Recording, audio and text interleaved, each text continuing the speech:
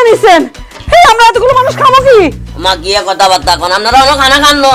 মাথা টাথা কি আপনার খারাপ হয়ে গেছে? আমরা যদি সেহরি খাইতাম আবার দুইবার কি সেহরি খাইতে আসতাম নাকি? তোবা আস্তাগফিরুল্লাহ। বেআইন আই তো মনে করছিলাম আপনারা খাইছেন। কারণ দেখাইতেছি আপনারে। এই মানিকা মানিক ভাই জলদি আসেন। ভাইজান কি আরে আমি তো আসতে ওই দেখ চোখ দিয়ে দেখ তোর মামু কি করছে। এক প্রায় অর্ধেকের উপরে খাওন খাইয়ে ফেলছে। এতটি মানুষ খাবো কি আমরা?